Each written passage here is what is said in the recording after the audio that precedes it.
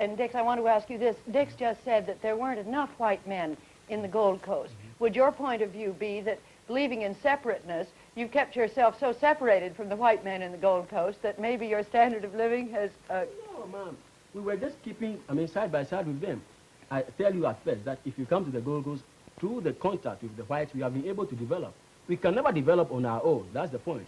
But we got Western ways and Western ideas and Western help. That's why we are, as equal to the whites now. I suppose it's a different case with countries on West Africa. You see, we in West Africa, we were brought under the British rule.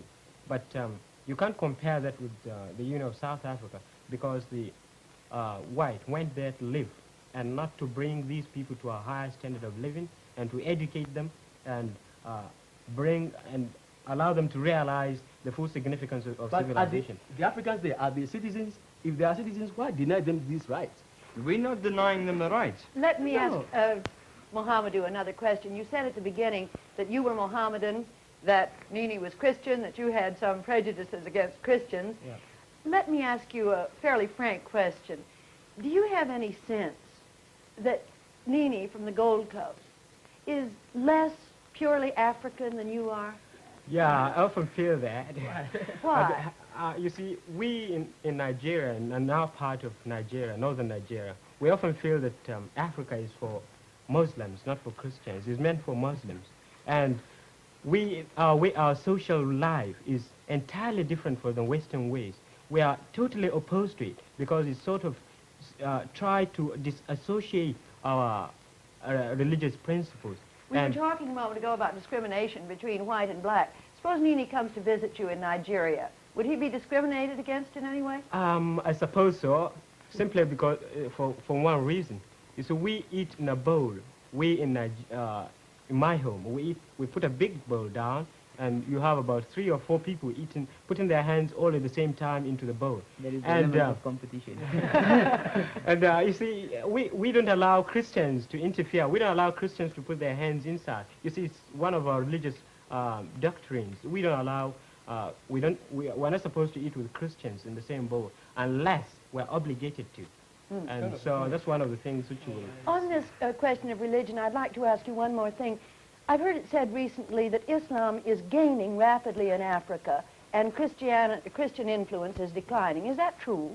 I wouldn't say definitely it is not true, but to some extent it is. You see, there are 2 sides to it.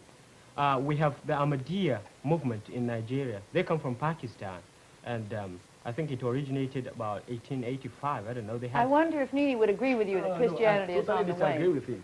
The point is, Muslim teaches purely African, principles. That's the case. They had the Mohammedan influence in Africa, around about West Africa, in about 1,000 years ago. About some few centuries ago. But Christianity came down in Africa about 200 years ago. And through Christian influence, we are able to adopt Western ways of life and Western everything. And so more people like to adopt Christianity, whereby they try to become Western. Because most of the missionaries who come down there are Americans or Englishmen. And people like to follow the style because of singing and everything, because African likes music. So but you wouldn't say a person joins a religion simply because he finds it very easy or because he finds that he can conform his social customs to it. No. You follow it because you understand that it is a true religion and your spiritual understandings agree with it. No, what I'm trying to say is, I'm not saying that Western ideas are best to the Africans. I believe in African getting everything African. But the point is, we know and everybody knows that if you get some things African, they are sometimes bad. So I believe in getting Western ideas, and through Christianity, we are able to teach the people decent ways of life and different everything. For instance, Mohammedans will not eat with the Christians, which is bad.